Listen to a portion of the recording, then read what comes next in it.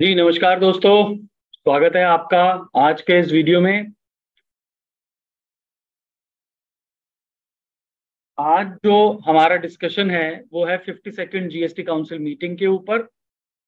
कल 7 अक्टूबर 2023 को 52वीं GST council meeting हुई और बहुत सारे प्रपोजल्स, बहुत सारे रिकमेंडेशंस आए। आज हम उनमें से 7 प्रपोजल्स को इस वीडियो के माध्यम से आपके साथ डिस्कस करें।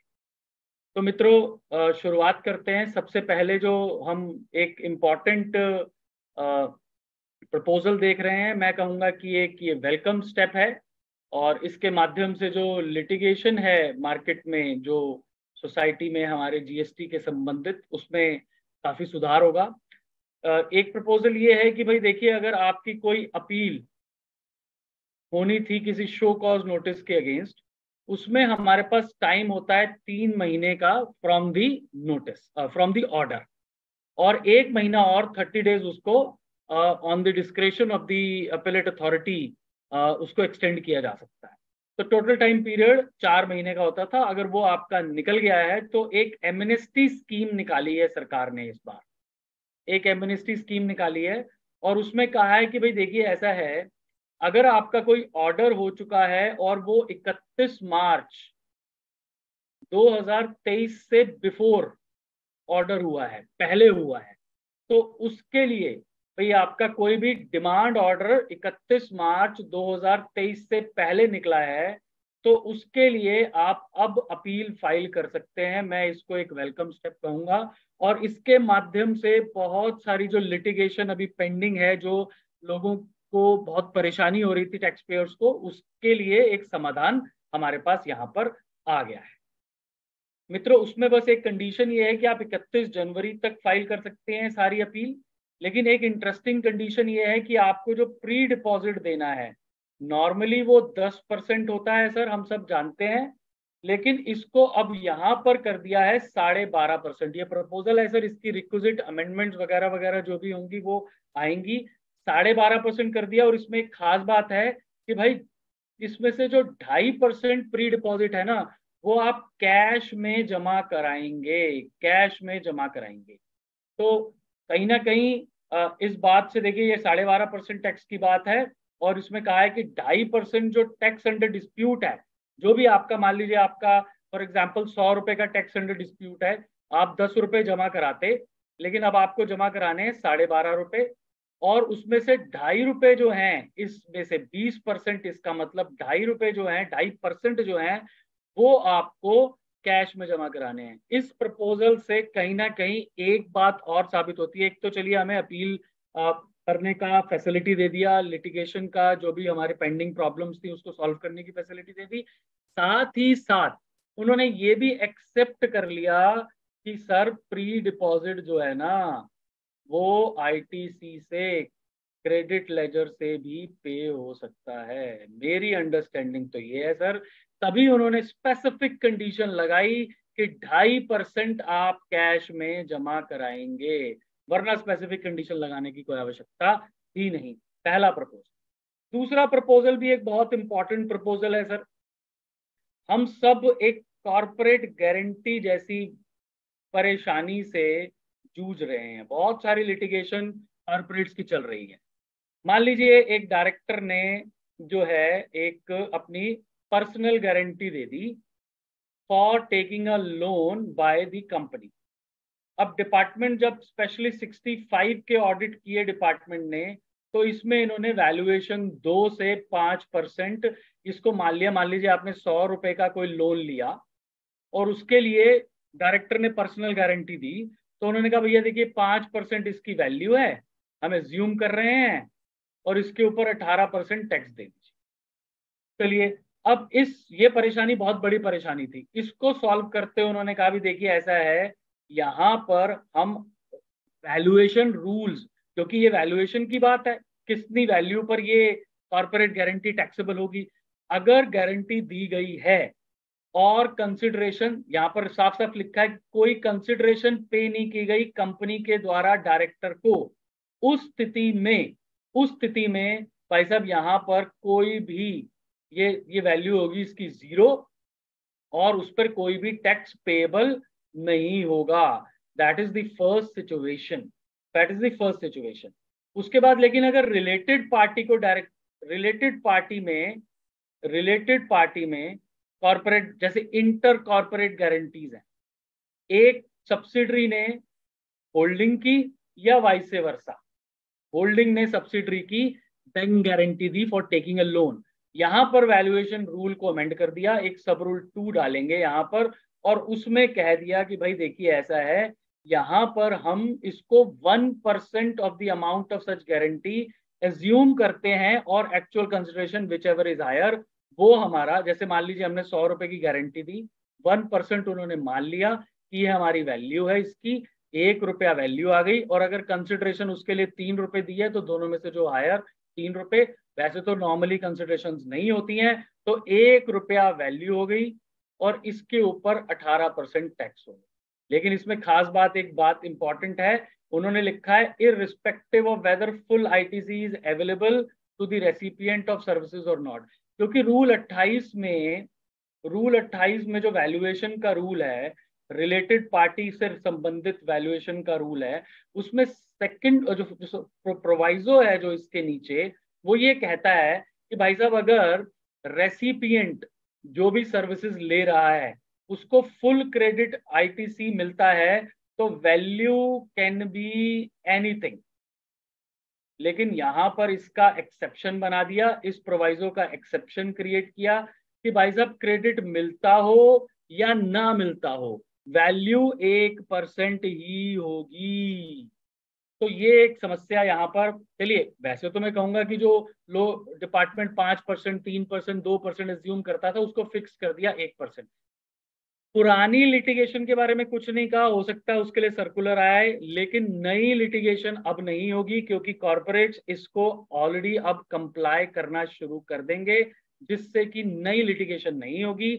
और आपको हो सकता है ऐसी सिचुएशन हो कि मान लीजिए इंटर कॉर्पोरेट गारंटी दी है और जिसके लिए गारंटी दी है जो रेसिपिएंट ऑफ सर्विस है उसको क्रेडिट फुल नहीं मिलता, उसके लिए भी ये वैल्यू बन जाएगी और इसके ऊपर जीएसटी जो है उसका कॉस्ट बन जाएगा।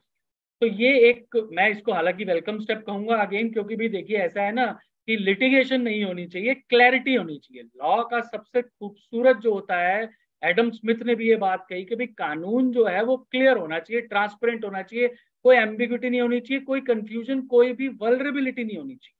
तो ये एक बात हो गई सर। अगला जो एक और इंटरेस्टिंग जो है प्रपोजल है जीएसटी काउंसिल का, 52वीं जीएसटी काउंसिल का, भाई सेक्शन 83 में अटैचमेंट होती है प्रॉपर्टी की, बैंक अकाउंट की।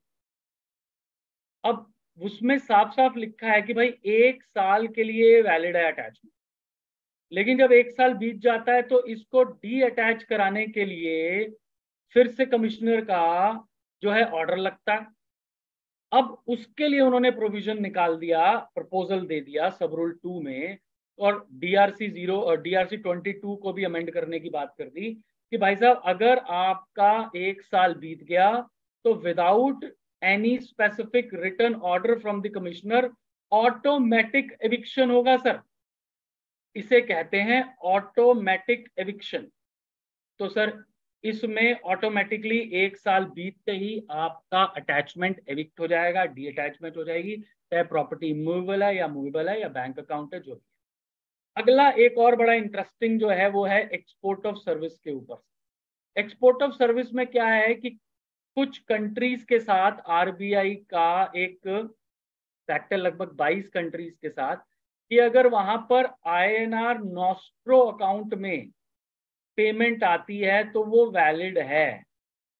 डिपार्टमेंट क्या कर रहा था कि अगर आईएनआर में पेमेंट आती है नॉस्ट्रो अकाउंट में, वोस्ट्रो अकाउंट है, bag your pardon, vostro account में, तो भाई साहब उसको अलाउ नहीं कर रहा था एक्सपोर्ट ऑफ सर्विसेज के केस में, और ये कह रहा था कि आपका एक्सपोर्ट हम डिनाई कर दें। उसकी क्लैरिफिकेशन ले आए कि भाई देखिए अगर आईएनआर वोस्ट्रो अकाउंट में भी पेमेंट आती है जो आरबीआई ने 22 कंट्रीज के साथ परमिटेड है, तो उसको भी एक्सपोर्ट ऑफ सर्विस के लिए क्वालिफाई करेंगे। मैं भी इसको अच्छा स्टेप मानता हूँ, एक वेलकम स्टेप है सर, और ये हमारे लिए, हमारे जो ऑलरेडी जो एक्सपोर्ट ऑफ सर्विस है उसको मोटिवेट करेगा, हमारे यहाँ से एक्सपोर्ट ऑफ सर्विस जो है वो प्रमोट होगी, तो it is a good step. अगला जो चेंज है, देखिए ये है सेक्शन 16 ऑफ IGST। अब इसमें सेक्शन 16 ऑफ IGST में एक नोटिफिकेशन आई सर 1/2023, अभी रिसेंटली 31 जुलाई 2023। इसमें कहा गया कि भी देखिए साहब, कोई भी, अब ये सेक्शन 16 क्या कहता है, एक्सपोर्ट, या हम जीरो रेट कहेंगे इसको, एक्सपोर्ट नहीं कहते, एक्सपोर्ट कहना अब इन्होंने बंद कर दिया है, zero rated supply with payment of tax. तो आप समझ लीजिए sir, with payment of tax अब आप नहीं कर सकते जीरो रेट। उसके लिए एक नोटिफिकेशन निकाल दी कि भाई आप जो है एक्सपोर्ट वही जीरो रेट कर पाएंगे जिसको हम परमिट करेंगे, उसके लिए सेपरेट नोटिफिकेशन निकालेंगे, वो नहीं निकाली। लेकिन SCZ की क्लैरिफिकेशन गवर्नमेंट ने दे दी, उन्होंने कहा भी देखिए अगर आप SCZ को सप्लाई करते हैं विद पेमेंट तो आप कर सकते हैं, ये हम क्लैरिफाई करेंगे इस नोटिफिकेशन में, हम इस बात को डाल देंगे और एक्सेप्शन क्रिएट कर देंगे कि अगर SCZ को सप्लाई की है डोमेस्टिक टैरिफ एरिया से तो सर वो विद पेमेंट ऑफ टैक्स हो सकती है। मतलब आपका रिफंड जो है वो डायरेक्टली आइस गेट से आता है, इस केस में वो आ सकता है, एक फैसिलिटेशन है। अगेन मैं एक्सपोर्ट को क्योंकि देखिए with payment of tax section 16 directly custom से रिफंड आता है, तो वहां पर बहुत सारे फ्रॉड हो रहे थे, तो गवर्नमेंट ने उसको प्लग इन करने के लिए ये रूल निकाला, मतलब एक कानून बनाया। लेकिन उसमें SCZ के लिए कभी एक्सेप्शन क्रिएट कर दिए, ये एक प्रपोजल और आया है 52वीं काउंसिल। उसके बाद एक भाई साहब GSTAT, अब goods and service tax appellate tribunal जो है हमारे मित्रों, वो फॉर्म होने जा रहे हैं, बहुत तेजी से इसके ऊपर काम हो रहा है। मेरी उम्मीद है कि दिसंबर तक हम बिल्कुल इसको लाइव अप एंड रनिंग देखेंगे। अब इसमें एक चेंज आया जो कि बहुत दिनों से हमारे एडवोकेट भाई जो है मांग रहे थे कि भी इसमें एक जुडिशियल मेंबर होना चाहिए, मतलब जो एक एडवोकेट हो, तो वो प्रोविजन ले आए हैं कि भाई एक एडवोकेट जिसको 10 साल का लिटिगेशन का इनडायरेक्ट टैक्स में एक्सपीरियंस है, चाहे वो अपीलेंट ट्राइब्यूनल का हो, CSTAT का हो, स्टेट वैट ट्राइब्यूनल का हो, चाहे वो हाई कोर्ट का हो, सुप्रीम कोर्ट का हो, वो जुडिशियल मेंबर बन सकता है। और मेंबर बनने की जो एज है वो 50 साल है, प्रेसिडेंट बनने की एज जो है वो भी 50 साल है। तो मतलब ये जो मेंबर होगा ये 50 इयर्स से कम का मेंबर नहीं हो सकता। ये मद्रास बार एसोसिएशन का एक केस था, बहुत सुंदर जजमेंट, और ये मद्रास बार एसोसिएशन एडवोकेट्स की कोर्ट में चली गई थी कि भी जुडिशियल मेंबर होना चाहिए। और इस जुडिशियल मेंबर होने से हम समझते हैं कि जो frankly the efficacy and the quality of orders which will be produced by, which will be generated, pronounced by the honorable appellant tribunal would be, I would say, would be increased. So it is also a welcome step. जो अगला है ये भी एक interesting है, मैं इसको थोड़ा सा डिफरेंटली ट्रीट करता हूँ। देखिए अभी तक कॉमन एक्सपेंसेस जो हैं HO के द्वारा फॉर ब्रांच ऑफिसेस को अप्रोप्रिएट करने के दो तरीके होते थे, एक क्रॉस चार्ज होता था सर, और एक होता था ISD। क्रॉस चार्ज में क्या है, रिलेटेड पार्टी में अगर आप इनवॉइस करते हो तो रूल 28 जो हमने अभी ऊपर डिस्कस किया, वैल्यूएशन का इशू आता था, तो ट्रांसफर प्रॉपर वैल्यू पर टैक्स ट्रांसफर नहीं हो पाता था, वो वहां पर वैल्यू ट्रांसफर कर देते थे जहां पर आउटपुट बनता था, जिससे कि सरकार को नुकसान हो रहा था। अब 50वीं काउंसिल मीटिंग में इन्होंने कहा था कि भाई देखिए ऐसा है, इस तरह के कॉमन एक्सपेंसेस की अपोर्शनमेंट एलोकेशन के लिए हम कंपलसरी ISD मैकेनिज्म ले आएंगे, और वो अब सेक्शन 20 में अमेंडमेंट होगी और सेक्शन 2 सबसेक्शन 61 में अमेंडमेंट होगी। अब आपके जो कॉमन एक्सपेंसेस हैं सर, ध्यान रहे जो भी ऐसी ऑर्गेनाइजेशंस हैं जिनका एक से अधिक, सर्विसेज की बात हो रही है स्पेशली, मैं आपको बता दूं यहाँ पर केवल सर्विसेज की बात हो रही है, input services procured by HO from a third party but attributable to both HO and branch office. For example, audit की सर्विस ली, for example, advertising की सर्विस ली, for example, accounting की सर्विस ली, for example, supervision की services ली, और कोई admin related services which is taken by HO but it is been utilized for the entire country in various branch offices. तो उस केस में आपको कॉमन एक्सपेंसेस कंपल्सरीली आपको ISD रजिस्ट्रेशन लेना है सर, और ISD के माध्यम से ही डिस्ट्रीब्यूट करना है सर। वो रेशो कैसी होगी, प्रोपोर्शन कैसा होगा, फिर किसी और वीडियो में चर्चा इस पर करेंगे सर। तो ये आखिरी चेंज था सर, टोटल 7 चेंजेस हमने यहाँ पर डिस्कस किए हैं। आशा करता हूं कि आपको ये वीडियो अच्छा लगा होगा और जो है आपके लिए ये इम्पोर्टेंट होगा। आप वीडियो अगर अच्छा लगा तो भाई साहब लाइक कर दीजिए, कृपया इस चैनल को सब्सक्राइब कीजिए। मेरे लिए यही, आपको मैं हमेशा बोलता हूं कि मेरे लिए यही एक आपका प्रोत्साहन है, एक एक एक मोटिवेशन है मेरे लिए ये चीज। तो बहुत बहुत धन्यवाद मित्रों, बहुत बहुत धन्यवाद, थैंक यू।